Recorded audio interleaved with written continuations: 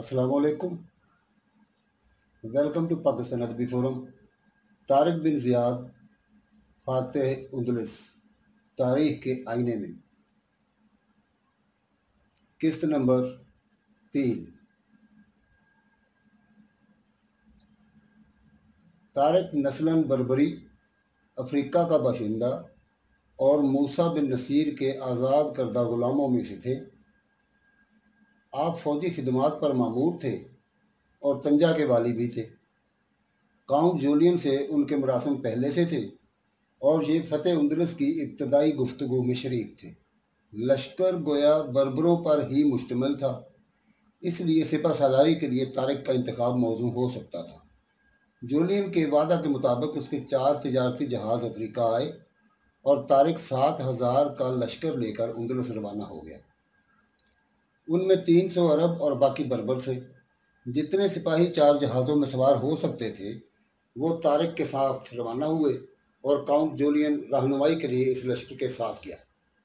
Mister Henry Edward horse story of the nation series जिल्द number 36 सफ़ा number 17 ta 18 पर लिखते हैं, इन बर्बरों की असली कौम वंडाल है, जिन्होंने रूमियों से स्पेन को फतह किया था, फिर जिन्हें गाथों ने उंदुलुस से निकाल दिया था और वो अफ्रीका चले गए थे। तारिक भी वंडाल ही से था। वंडाल का खून उन सब में मौजूद था। मौसूफ के नुक्ता नज़र से उन लोगों ने अब इस्लाम कबूल कर लिया था और गाथों ने 300 बरस पहले उनके साथ जो सलूक किया था उन्हें उसका बदला लेने का मौका हाथ आया था। लेकिन ये अफसाना ही अफसाना है जो सिर्फ इसलिए गढ़ा गया कि किसी गैर यूरोपी कौम के फातेह यूरोप होने के वाक़या को कम से कम करके दिखाया जाए, वरना अफ्रीका के बर्बर वहाँ के कदीम बाशिंदे हैं और नस्ली हैसियत से बड़े बड़े मशहूर कबीलों में तकसीम हैं। इब्ने खल्दून ने तफसील से इनके कबायली हालात लिखे हैं और दूर का शुबा भी नहीं किया जा सकता कि ये उस वंडाल कौम से हैं जो 300 बरस पहले मुट्ठी भर तादाद में उंदुलुस से हिजरत करके अफ्रीका आई थी।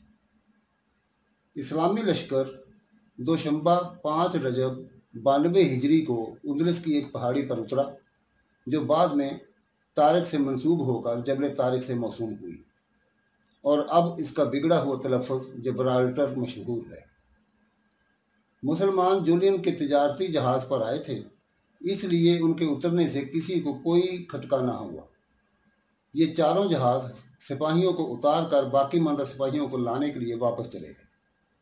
असनाए राह में तारिक ने एक ख्वाब देखा कि हज़रत सल्लल्लाहु अलैहि वसल्लम मुहाजिरीन व अंसार की मायत में तशरीफ़ फरमा हैं। सहाबा कराम रज़ियल्लाहु अन्हुम तलवारें लटकाए और मुंडों पर कमानें चढ़ाए आप सल्लल्लाहु अलैहि वसल्लम तारिक से फरमा रहे हैं, तारिक इसी शान से कदम बढ़ाए जाओ। फिर आप सल्लल्लाहु अलैहि वसल्लम ने इसको मुसलमानों के साथ नरमी से पेश आने और अपने वादों को पूरा करने की हिदायत की। उसके बाद तारिक ने देखा कि रसूलुल्लाह सल्लल्लाहु अलैहि वसल्लम सहाबा कराम रज़ियल्लाहु अन्हुम के जलो में उंदुलुस में दाखिल हुए और तारिक इस मुक़द्दस जमात के पीछे है।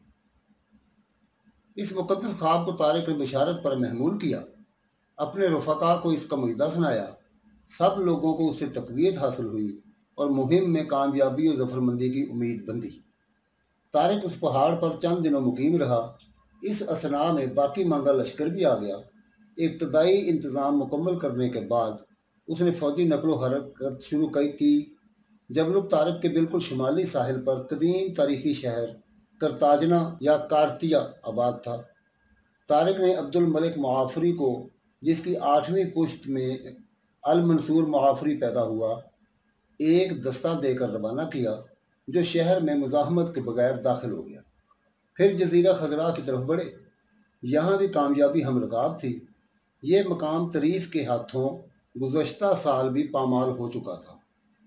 फिर एक छोटी सी जमीयत तरीफ़ ही की सरगर्दगी में दी गई ताकि वो अपने पामाल किए हुए शहर जज़ीरा तरीफ़ को ज़ेरे अलम लाए। चुनाचे उस पर कब्ज़ा हो गया। जबल तारिक के आसपास के शहरों जज़ीरा खज़रा, करताजना और जज़ीरा तरीफ़ के बासानी ज़ेर नगी हो जाने से बड़ी आसानी हासिल हो गई। तारिक ने इन शहरों की फसील और कलों को दुरुस्त कराया जहाँ जहाँ दीवार की मुरम्मत की ज़रूरत थी मुरम्मत कराई और उंदलस के शाही लश्कर से खुले मैदान में मुकाबला करने की तैयारियां कर लीं। उंदलस में उस ज़माना में यूनानी असातीर की तरह नजूम व तिलिस्मात के बहुत से अफसाने फैले हुए थे। उनमें से बाज़ अरब मौरखीन के कानों तक भी पहुँचे। मकरी वगैरह ने इनको दिलचस्पी के साथ नकल किया है। इस सिलसिला में जजीरा खजरा में भी तफावल के तौर पर एक वाक़या पेश आया। यहाँ तारिक से एक बुढ़िया ने बयान किया कि उसका शौहर नजवी था और कहा करता था कि इस मुल्क में एक अमीर दाखिल होगा जो सब पर गलबा हासिल कर लेगा। उसकी निशानी ये है कि उसका सर बड़ा होगा और उसके बाएं बाजू पर एक तिल होगा जिस पर बाल उगे होंगे। तारिक को इस बयान से दिलचस्पी हुई। उसने बायां बाजू खोल कर देखा तो वाकई उस पर तिल मौजूद था जिस पर बाल उगे हुए थे।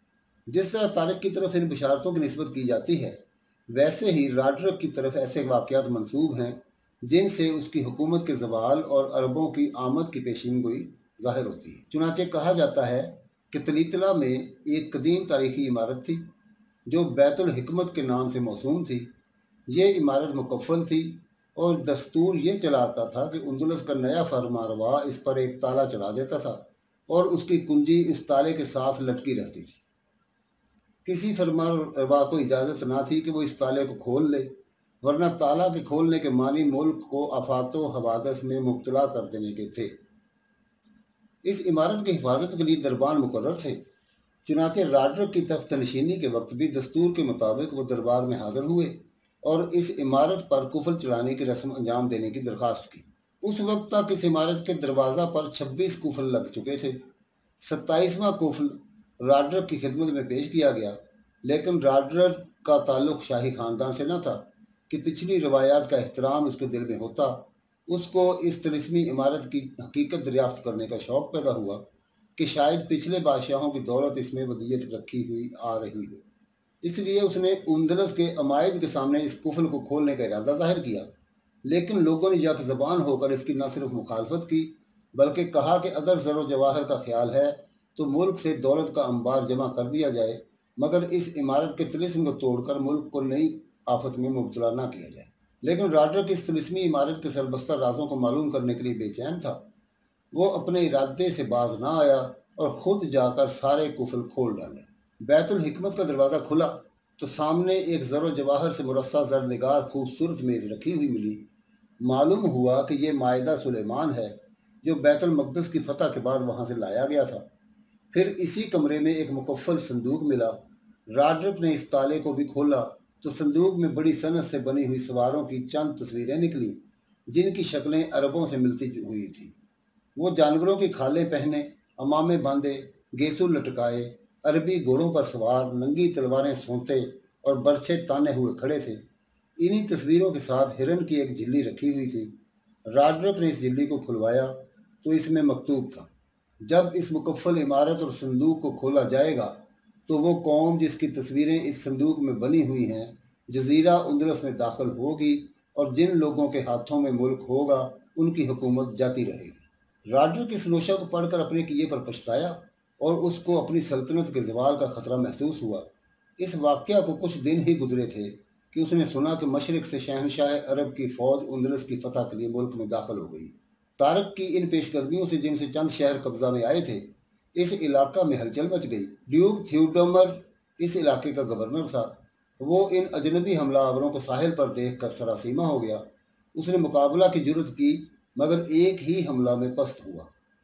राडरक उन दिनों शुमाली इलाका बस्के में दुश्मनों से सफारा था। थ्यूडोमर ने राडरक के पास एक तेज़ रफ्तार कासिद भेजा और इन अजनबी हमलावरों के साहिल पर उतरने की इतला इन लफ्ज़ों में दी, हमारी ज़मीन पर एक बला उतर पड़ी है। हम नहीं जानते कि ये आसमान से नाजल हुई है या ज़मीन से निकल पड़ी है। ये भी इतला दी कि काउंट जूलियन इन हमलावरों का दलील राह है। राडरक इस नागहानी इफ्तार से सख्त घबराया और वहाँ से लौट कर करतबा चला आया। सच को उसने तलीतला के बजाय दारुल हुकूमत करार दिया था और यहाँ मुसलमानों से मुकाबला करने की तैयारियों में मसरूफ़ हो गया। चुनाचे मुल्क में आम फौजी भर्ती का ऐलान कराया। हमला आवरों को मुल्क से निकालने की आम अपील की। लोगों ने इसकी तहरीक पर लब्बैक कहा और जोक दर जोक करतबा आकर फौज में शरीक हुए। नीज़ उसने मजहब व वतन اور قوم کے نام اپنے مخالفین کو بھی بلایا۔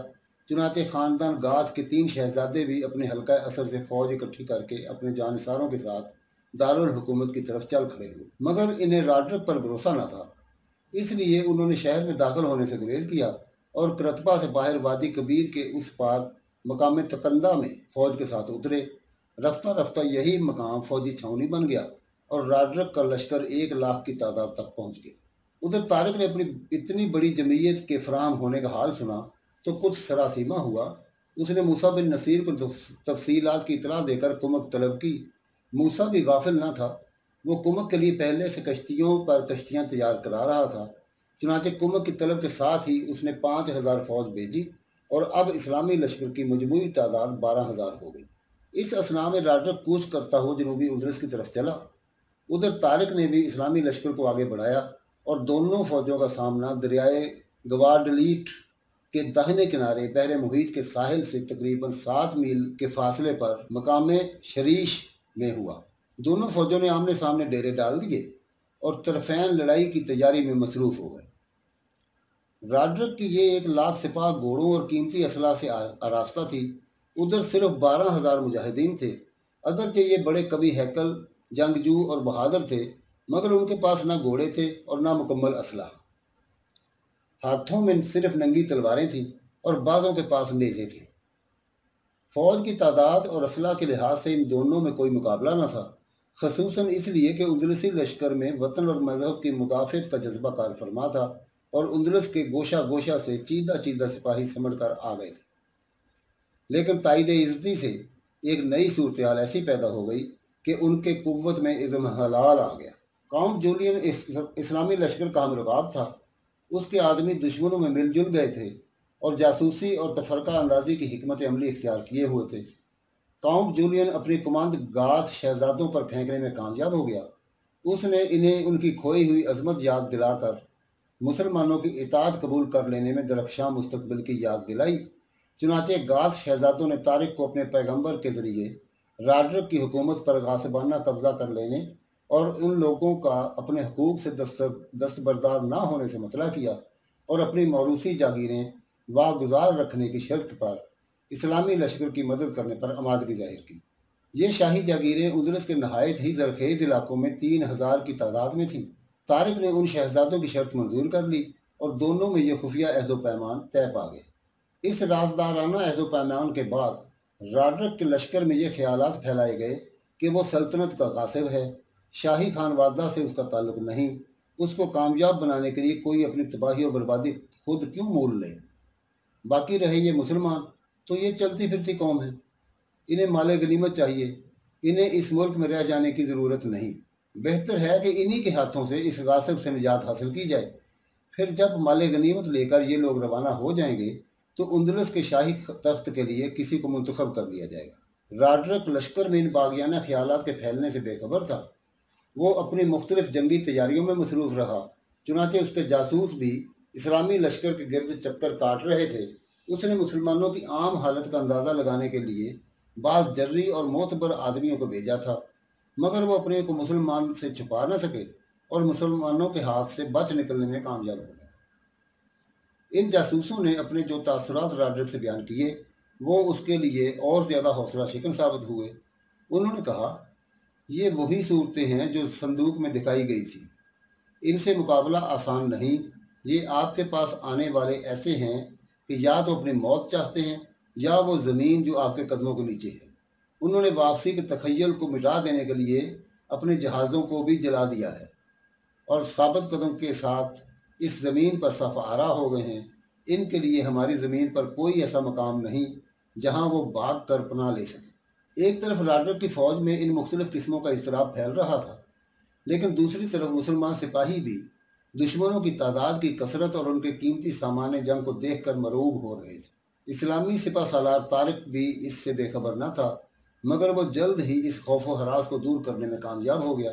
چنانچہ اس نے اسی رات کو جس کی صبح کو لڑائی شروع ہوئی، مسلمانوں میں جوش و ولولہ اور عزم و استقامت کی روح پھونکنے کے لیے ان کے سامنے ایک بڑی پرزور تقریر کی، جس نے مسلمانوں کے ڈوبے ہوئے دلوں کو سنبھال لیا اور وہ لڑنے مرنے اور فتح مندی سے ہمکنار ہونے کے لیے تیار ہو گئے۔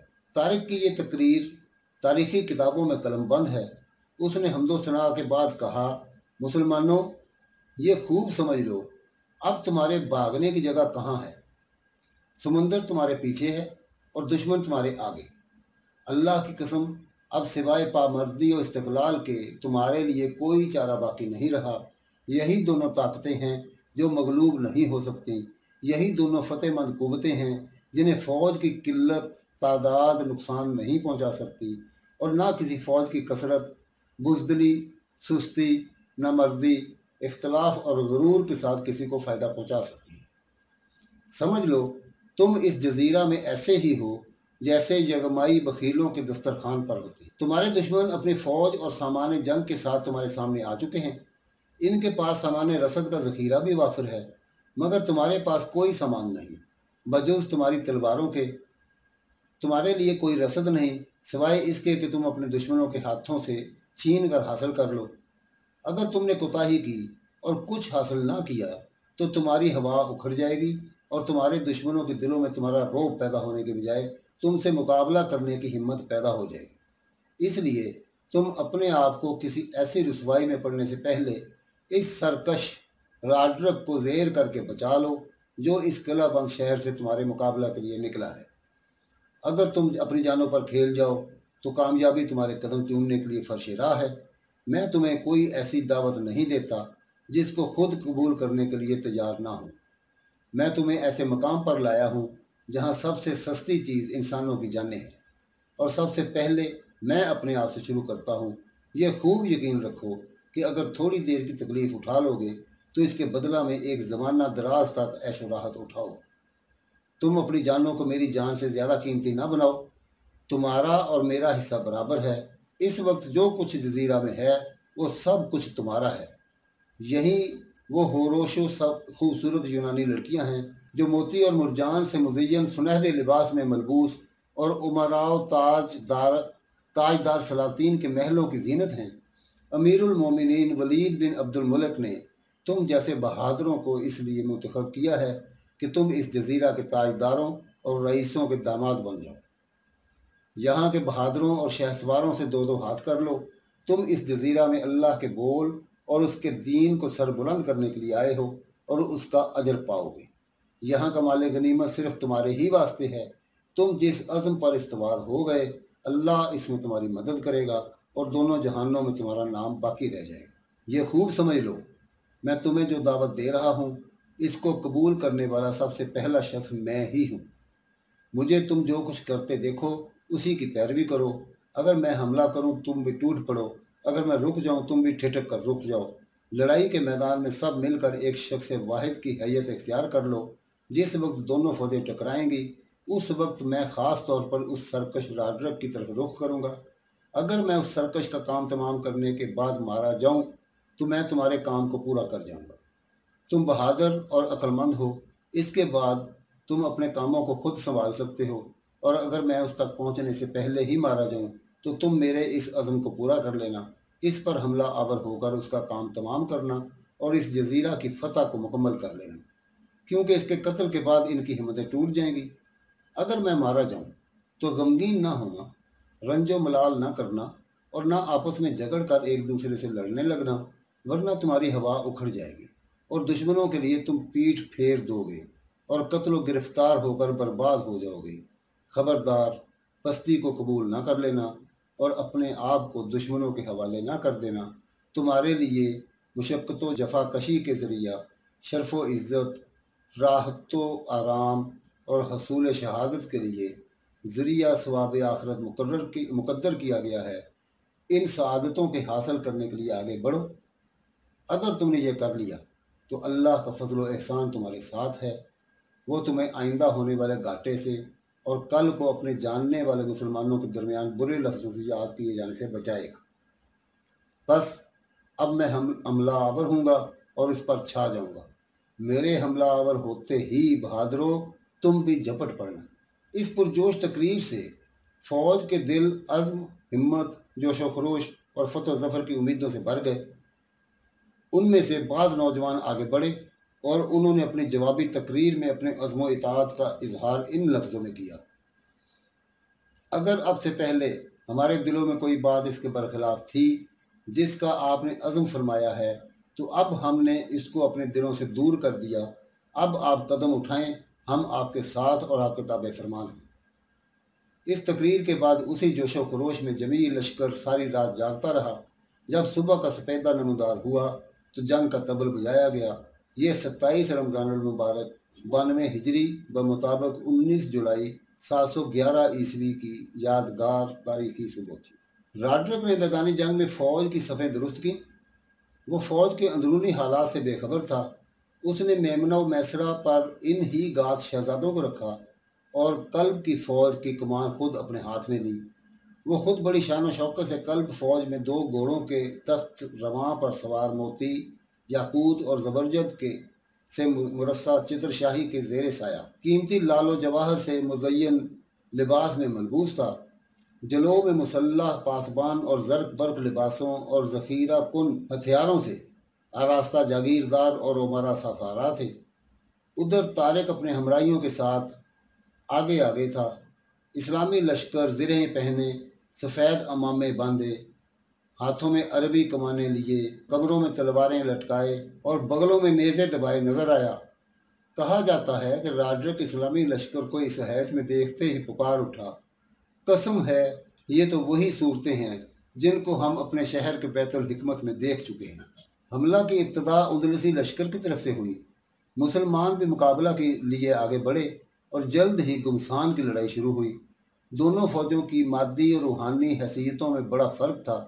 ایک طرف 1,00,000 انسانوں کا جنگل تھا جو ہر طرح کے اسلحہ سے آراستہ تھا۔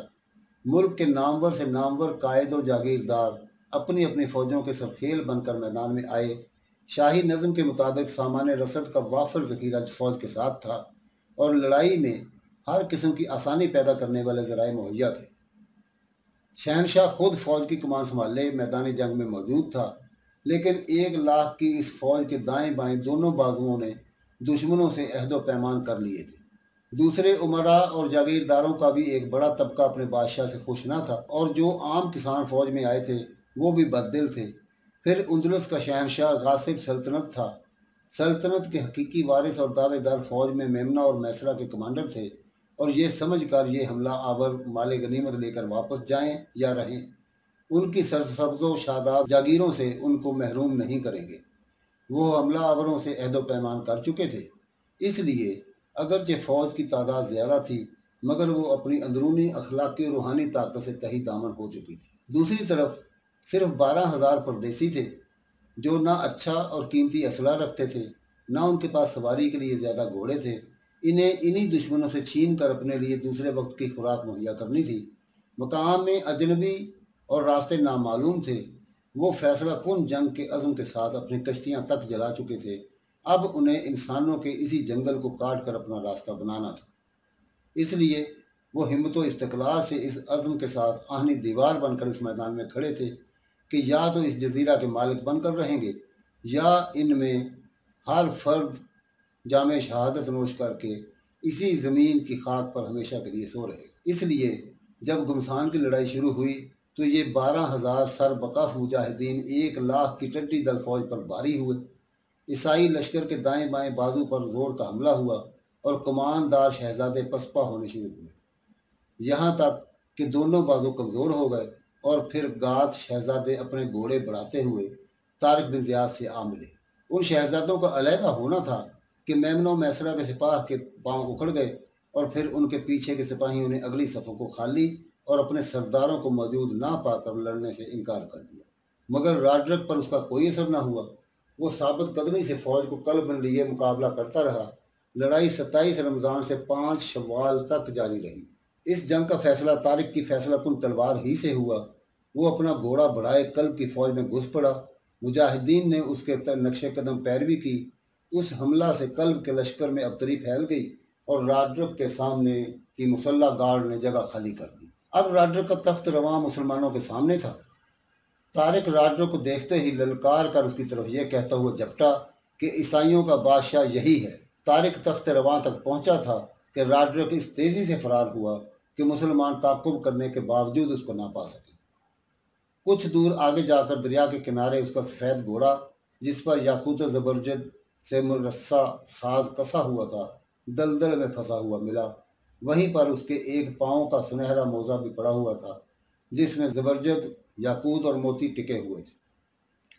نیز ایک زرتار حلہ جو بیش قیمت جواہرات سے مرصع تھا اسی کے پاس گرا ہوا تھا۔ راڈرک کے آخری انجام کے ذکر سے تاریخ کے صفحات خاموش ہیں۔ دریا کے کنارے کی ان نشانیوں سے سمجھا جاتا ہے کہ وہ دلدل میں گھوڑے کے پھنس جانے کی وجہ سے اس پر سے اتر کر دریا میں کود پڑا اور گوڈالیٹ کی لہروں نے اس کو اپنی آغوش میں چھپا لیا۔ راڈرک کے فرار ہوتے ہی لڑائی کا میدان خالی ہو گیا۔ مقتولین کی لاشیں میدان میں پڑی تھیں۔ 3000 مسلمان شہید ہوئے تھے۔ عیسائی مقتولین کی تعداد بے شمار تھی۔ ان میں امراء، متوسط حال اور غلام تینوں طبقوں کے لوگ تھے جو سونے، چاندی اور تانبے کی انگوٹھیوں سے پہچانے جاتے تھے۔ طارق بن زیاد نے میدان سے مال غنیمت جمع کرایا۔ کچھ قیدی بھی ہاتھ آئے تھے۔ مال غنیمت اور قیدیوں کو مجاہدین میں تقسیم کر دیا گیا۔ باقی ماندہ عیسائی فرار ہو کر مختلف شہروں اور قلعوں میں پناہ گزین ہو گئے۔ اسلامی فتح کی خبر بجلی کی مانند سارے اندلس میں پھیل گئی۔ اب اندلس کا تخت خالی ہو چکا تھا۔ ان میں سے ایک گورنر تھیوڈومر کو زیادہ امتیاز حاصل تھا۔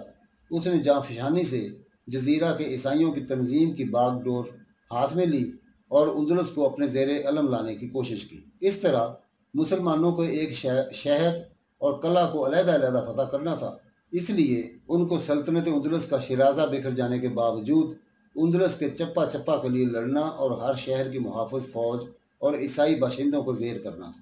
ادھر افریقہ میں اسلامی فتح اور مال غنیمت کی فراوانی کی داستانیں پہنچی اور لوگ شوق و ذوق سے جوک در جوک افریقہ سے آ کر طارق بن زیاد کی فوج میں شریک ہوتے گئے۔ اب مسلمانوں کے حوصلے بہت بڑھ گئے تھے۔ وہ میدان گوڈالیٹ کی جنگ میں فتح یاب ہو کر پورے جزیرہ نمائے اندلس کو زیر نگین کرنے کا دروازہ کھول چکے تھے۔ اس کے بعد طارق بن زیاد نے اندلس کے جنوب مغربی علاقہ کا رخ کیا۔ ان اطراف میں گاد شہزادوں کے ہمدردوں کی تعداد زیادہ تھی۔ مسلمانوں کی کامیابی میں آسانی حاصل ہوئی، چنانچہ طارق بن زیاد سب سے پہلے صوبہ قادس کے مشہور شہر شیزونا کی شہر پناہ کے نیچے پہنچے۔ اہل شہر محصور ہو گئے اور چند دنوں کے محاصرہ کے بعد انہوں نے اطاعت قبول کر لی۔ اس کے بعد مسلمان شہر کرتبہ سے مغرب میں ایک شہر حسن المدور کی طرف چلے گئے، وہ بھی قبضہ میں آ گیا۔ پھر صوبہ اشبیلیہ کی طرف مڑ گئے۔ اشبیلیہ سے 25 میل مشرق میں شہر کرمونا آباد تھا، وہ بھی زیر نگین ہوا۔ اب مسلمان اندلس کے تاریخی شہر اشبیلیہ کی دیواروں کے نیچے پہنچ گئے۔ شہر والوں نے خاموشی کے ساتھ جزیہ ادا کرنا منظور کر لیا۔ پھر معلوم ہوا کہ راڈرک کی فوج کے کچھ شکست خوردہ سپاہی استجا میں جمع ہوئے ہیں۔ یہ شہر بھی صوبہ اشبیلیہ ہی میں واقع ہے۔ طارق بن زیاد نے اس شہر کا رخ کیا۔ ان لوگوں نے شہر والوں سے مل کر مسلمانوں کا سخت مقابلہ کیا۔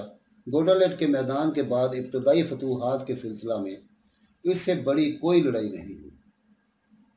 بہت سے مسلمان شہید ہوئے۔ طارق بن زیاد شہر کا محاصرہ کیے رہا۔ اتفاق کی بات، شہر والوں میں سے ایک شخص کسی ضرورت سے دریائے شنیل کے کنارے آیا۔ استجا اس دریا کے بائیں کنارے آباد تھا۔ طارق بن زیاد کی نظر اس پر پڑی جو دریا میں اتر چکا تھا۔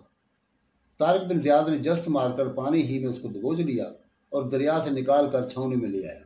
شکل و شباہت سے وہ معززین میں سے معلوم ہوا۔ طارق نے کرید کر حالات پوچھے تو معلوم ہوا وہی شہر کا والی ہے۔ طارق نے اس سے اپنے حسب منشت شرطیں قبول کرائیں۔ جزیہ کی رقم مقرر ہوئی اور شہر کے دروازے کھل گئے۔ یہ والی جب تک زندہ رہا ان شرطوں کا پابند رہا۔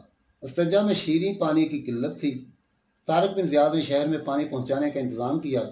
استجا سے 4 میل کے فاصلہ پر ایک دریا بہتا تھا، اس سے نہر نکال کر شہر میں لایا۔ وہ نہر عین الطارق کے نام سے موسوم ہوئی۔ استجا کی شکست کے بعد اندلسی امراء اور عوام اپنے مستقبل کی امیدوں سے مایوس ہو گئے اور ان میں اس قدر خوف و ہراس پیدا ہوا کہ عوام میدانی علاقوں کی آبادیوں کو چھوڑ کر پہاڑی علاقوں میں چلے گئے اور امراء اپنے قیمتی ذخیروں کو لے کر تلیتلا میں جا کر پناہ گزین ہوئے کہ اس کی مضبوط شہر پناہ شاید ان کے مال و دولت کی حفاظت کر سکے۔ ادھر کاؤنٹ جولین طارق بن زیاد کو اپنے مفید مشورے دے رہا تھا۔ استرجا کی فتح کے بعد اس نے مشورہ دیا کہ اس وقت اندلسیوں پر رعب چھایا ہوا ہے، اس لیے ان کے لیے کسی بڑی فوج کی ضرورت نہیں، فوج کے چھوٹے چھوٹے دستے مختلف صوبوں میں پھیلا دیے جائیں۔ وہ لائق اعتماد رہنما ان دستوں کے ساتھ کر دے گا جو راہ کی دشواریوں کو آسان کریں گے اور مختلف مقامات کے متعلق ضروری معلومات دیتے رہیں گے۔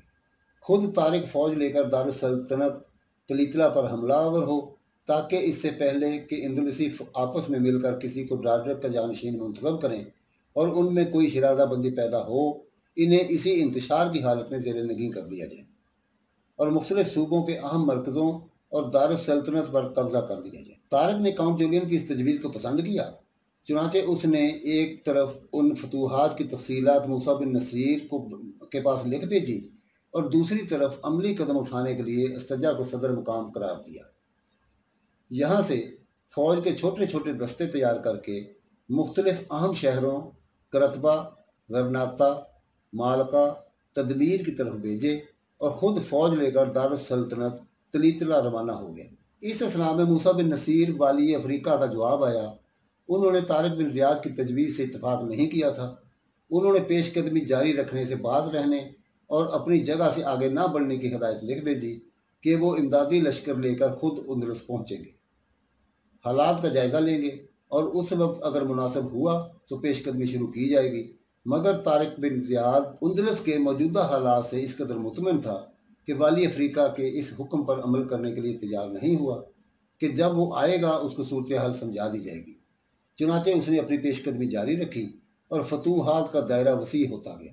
مگر طارق کی یہ حکم عدولی موسیٰ کو سخت ناگوار گزری اور جوش انتقام میں اس نے آگے چل کر طارق کی سیاسی زندگی کا خاتمہ کر دیا۔ کرتبہ اندلس کے اہم شہروں میں سے تھا۔ راڈرک نے یہیں بیٹھ کر مسلمانوں سے مقابلہ کی تیاریاں کی تھیں۔ خلیفہ ولید بن عبد الملک کے ایک تجربہ کار غلام مفیز کی سرکردگی میں 700 سواروں کا ایک دستہ اس کی فتح کے لیے بھیجا گیا۔ مفیز دریا شکندہ کے کنارے ترائی کی جھاڑیوں میں چھپ گیا اور جاسوسوں کو تحقیقات کے لیے شہر کی طرف بھیجا۔ وہ ایک چرواہے کو پکڑ لائے۔ اس سے معلوم ہوا کہ کرتبہ کے امراء اور رؤساء شہر کو چھوڑ کر تلیتلا چلے گئے ہیں۔ شہر کا والی صرف 400 سپاہیوں اور تھوڑے سے معمولی شہریوں کے ساتھ شہر کی حفاظت کے لیے رہ گیا ہے، اور یہ کہ شہر کی فصیل بڑی مستحکم، سنگین اور خاصی بلند ہے۔ لیکن یہ بھی معلوم ہوا کہ ایک مقام پر جہاں انجیر کا درخت لگا ہوا ہے ایک روزن موجود ہے، اس سے اس موقع پر فائدہ اٹھایا جا سکتا ہے۔ یہ معلومات بڑی مفید ثابت ہوئیں۔ مسلمان رات کی تاریکی میں اسی چرواہے کی رہنمائی میں کرتبہ کی طرف بڑھے۔ اتفاق سے بارش ہو گئی، زمین نرم تھی، گھوڑوں کی ٹراپ کی آواز سنائی نہ دی۔ خاموشی سے دریائے کرتبہ کو عبور کر لیا۔ فصیل کی دیوار ساحل سے تقریباً 30 گز کے فاصلے پر تھی۔ پہلے فصیل پر چڑھنے کی ناکام کوشش کی گئی، پھر اس روزن سے کا پتہ چلا۔ انجیر کے درخت کی شاخیں دیوار پر لٹک رہی تھیں۔ ایک آدمی اس درخت کے سہارے دیوار پر چڑھ گیا، پھر پگڑیوں کی کمند بنا کر چند سپاہیوں کو اوپر کھینچ لیا، پھر اسی تدبیر سے فصیل کے اس پار اترے۔ فصیل کے پاسبان بے خبر سو رہے تھے، انہیں قتل کر کے پھاٹک کھول دیا۔ مفیز پھاٹک کے سامنے فوج لیے منتظر کھڑا تھا۔ پھاٹک کھلتے ہی اسلامی لشکر ریلا بن کے اندر گھس گیا اور شاہی محل کا رخ کیا۔ وہاں پہنچ کر معلوم ہوا کہ وہ سنسان پڑا ہے۔ حاکم شہر 400 سپاہیوں کے ساتھ قلعہ کلیسا سینٹ جارج میں، جو شہر کے مغربی حصہ میں ایک باغ میں واقع تھا، محصور ہو گیا ہے۔ اس کلیسا کے اندر قریب کی ایک پہاڑی سے زمین دوست راستہ سے پانی آتا تھا۔ 3 مہینے محاصرہ میں گزر گئے اور کامیابی کی کوئی صورت نظر نہیں آئی۔ مفیز کے جاسوس جا بجا لگے ہوئے تھے۔ ان میں سے ایک حبشی غلام رباح اپنی حماقت سے کلیسا کے باغ کے ایک درخت پر چڑھ کر پھل توڑ کر کھانے لگا۔ اس پر ایک اہل کلیسا کی نظر پڑ گئی اور اس کو پکڑ کر قلعہ میں لے گئے۔ کہا جاتا ہے کہ اہل کلیسا نے اس سے پہلے کسی حبشی کو نہیں دیکھا تھا۔ اس کے جسم کی سیاہی کو دھونے کے لیے اس چشمہ پر لے آئے جس میں پانی آ کر جمع ہوتا تھا۔ اس طرح رباح نے پانی کے اس ذخیرہ اور اس کے راستے کو دیکھ لیا۔ جب لوگوں کو اس کے جسم کی سیاہی کے قدرتی ہونے کا یقین آیا تو کلیسا میں لے جا کر اس کو قید کر دیا، مگر وہ اتفاق سے کسی طرح قید سے نکل بھاگا اور 7ویں دن مفیس کے پاس آ کر کلیسا اور اس کے چشمہ کے چشمدید حالات بیان کیے۔ یہ واقعہ خواہ صحیح ہو یا نہ ہو، بہرحال کسی نہ کسی ذریعہ سے مفیس کو کلیسا کے اندر پانی پہنچنے کا سراغ مل گیا، چنانچہ اس نے فوراً ہی اس زمین دوز نہر کے راستہ کو روک دیا۔ پانی کا بند ہونا تھا کہ کلیسا کے محصورین کو اپنی بربادی کا یقین آ گیا۔ مفیس نے اسلام یا جزیہ قبول کرنے کی شرط پیش کی، مگر کلیسا نے راسخ العقیدہ غیور عیسائی تھے، انہوں نے ان میں سے کسی بھی دعوت کو قبول کرنے سے انکار کر دیا۔ اس گفتگو کی ناکامی کے بعد حاکم شہر کے پائے استقلال میں لغزش پیدا ہو گئی اور وہ ایک شب کلیسا سے تنہا نکل بھاگا۔ مفیس کو اطلاع ہو گئی، اس نے بھی تعاقب میں اپنا گھوڑا سر پر ڈال دیا۔ مقام تتلیرا کے قریب حاکم شہر گھوڑے پر نظر آیا، دونوں بے تحاشا گھوڑے دوڑا رہے تھے۔ اتفاق سے حاکم شہر کا گھوڑا ایک تالاب پھاندنے میں ٹھوکر کھا کر گرا اور اس کی گردن کی ہڈی ٹوٹ گئی۔ مفرور پریشانی کے عالم میں اپنی ڈال پر بیٹھ گیا۔ مفیس بجلی کی طرح کونستا سر پر آ گیا اور آتے ہی ہتھیار چھین کر گرفتار کر لیا۔ لیکن حاکم شہر کے گرفتار ہو جانے کے بعد کلیسا والی ہمت نہ ہارے، اگرچہ ان کی جان پر بن گئی۔ بالآخر مفیس نے ان کو زیر کرنے کی سخت سے سخت تدبیر اختیار کی، یعنی کلیسا کے گرد آگ جلوا دی، جس سے مجبور ہو کر انہیں اطاعت قبول کرنی پڑی۔